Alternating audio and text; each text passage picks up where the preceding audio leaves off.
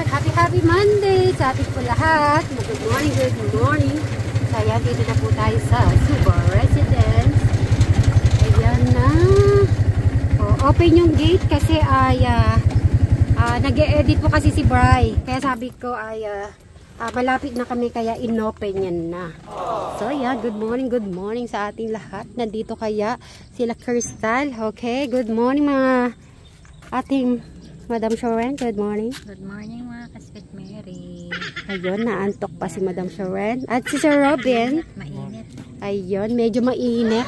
Ang panahon, walang hangin. At walang hangin. Dark gray, maganda siya. Kaya lang, pwede ba yun? Kalahati, dark gray. Kayo talaga? Ninoloko niyo ako talaga. Tinatanong ko naman kay Robin. Siguro. Pwede, ay okay na yan. Kabila. Hindi. Meron ba kayo nakita talaga?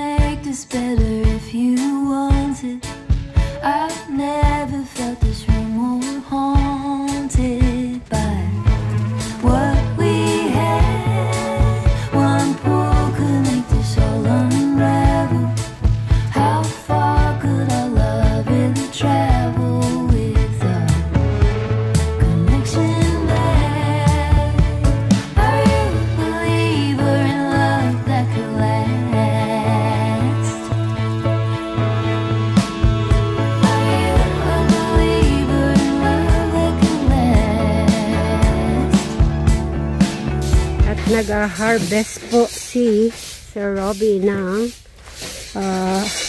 talong. Ayan o, may mais na yung ano ni siya, din naman ni Eric. May isang mais, pati isa lang. Ay, dito siya mag-i-start kasi may ano na rin. Tapos ito, meron na po nag-i-start. So, meron na tayong dalawang mais. Tingnan natin.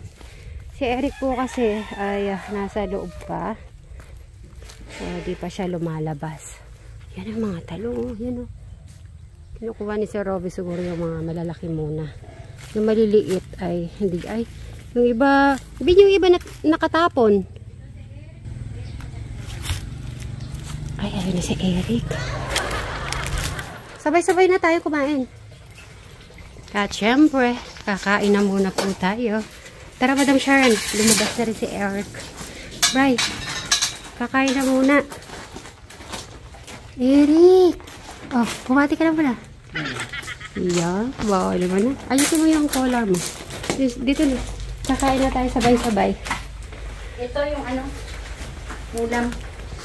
Akin mo ano na palinis. Oo. So, meron tayong tinola. Siyempre. May egg. Babalik ko na. At yan. And the pekpan. At the paksiw. Ang paksiw daw habang tumatagal ay masarap.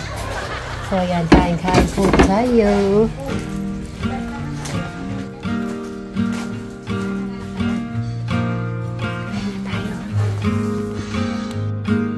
Some say love is a winding road, carves a map through the darkest night.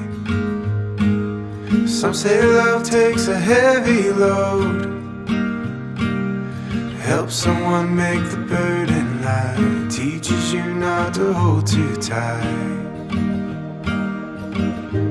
You and I have come a long way together. You and I got a long way to go. You don't have to ask me now or never, 'cause I'm already yours and you'll always be mine.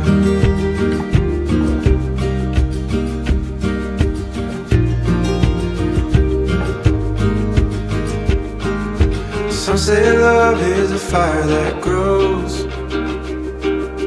bound to hurt when you let it go. Some say love is a choice we make, a holy vow we should never break. Maybe that's just the chance we take. You and I have come a long way together. You and I got a long Meron na naman po siyang another project.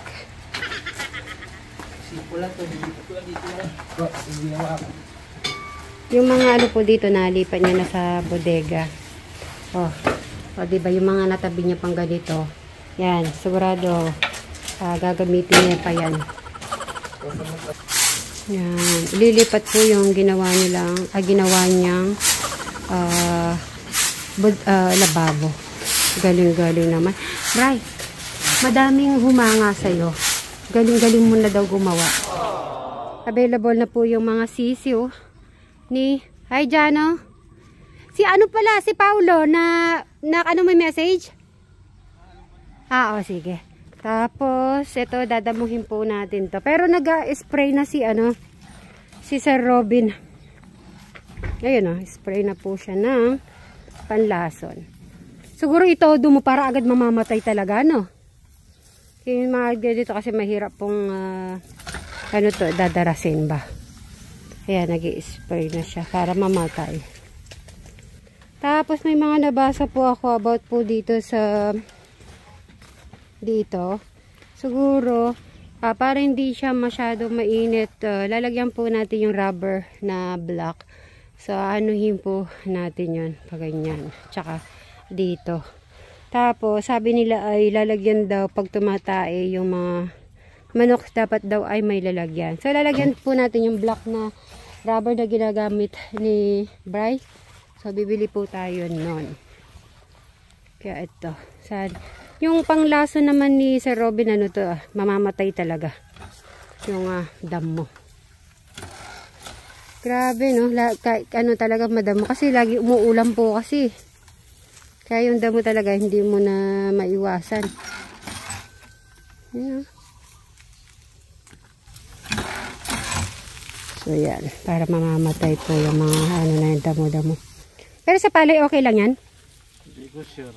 Wag mo lalapit sa palay. Kung ano, ang ganda niya. Maluwang siya. Tapos lalagyan ng punong sa baba. Ayan. Diba? Ganda, no? Kahit madam, kahit nasampa-sampa pa tayo, pwede. Pwede na paglalagyan ng galon niya. Galon. Panglalagyan na muna siguro ng galon. Sa ilalim. Ay, syado naman. Galing. Explain ko lang po, kung naalala nyo nung bago magpasko, di ba po ay nakita nyo yan na nasa loob po ng sa loob po ng sala. Okay, tsaka yung mga upuan sa mga nabasa kong message, yung mga upuan, dining table, kung bakit po nasa labas. Ay, Madam Sharon, ikaw may sasabihin ako sa'yo. Hindi, kasi ikaw ang nakakita. Para at least kung may magtatanong. Di ba alam mo naman kung anong reason? Yung about sa dining table, kasi nga, para hindi masira. Kasi nasira yung isa. Pag alimbawa po, hindi okay yung kondisyon ni Alex po natin. Kaya, yung mga gamit, si Brian po ay kinikip niya. Safety. May dahilan naman po yan lahat. Pero wag po kayong magalala. Tutulungan po natin si Alex na magiging okay. Yeah. Diba? Kaya-kaya natin to. Kahit na ulit-ulit po kami mag-ayos, maglinis, wala pong problema. Yan. Buti nga si Brian maano na Buti na lang. Pero siyang bodega. Buti na lang ginawa ni Brian yung bodega niya. Kung hindi. Ganda nga pala dito. Oo. Very good ka talaga, Brian. Kahit minsan nag-aaway tayo. Natawa naman. Kuya Brian. Huwag mong aawayin si Sweet Mary. Anong sabi niya? Tapos yung ginagamit pang welding, hindi talaga pang welding yun eh. Oh, halimbawa, tuloy-tuloy yung pag-welding mo. Tapos biglang isang araw, hindi ka nakakita. Oh, paano mo ba kami makikita niyan? Kakapaka lang. Halimbawa, hindi ako magsasalita. Hawakan mo kung ganyan. Makikilala mo ba ako nun? Oh, makikilala mo ba nun? Okay lang. Kasi nga almost na yung mirror na yun, yung mukha ko na lahat yun. Natatalsikan. Oh, tignan mo. Natatalsikan pala eh. I-rest mo muna yung yung sa pag-welding para yung mata mo. Gilid mo na yan. Gilid na lahat sa gilid. Isama mo na kaya yan, yung mga hollow block. Doon, sa likod.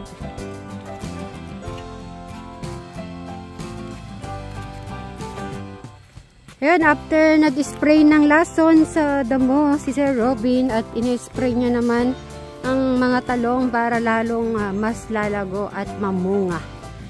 Yan, si Sir Robin ang gumawa kasi mga lason-lason to.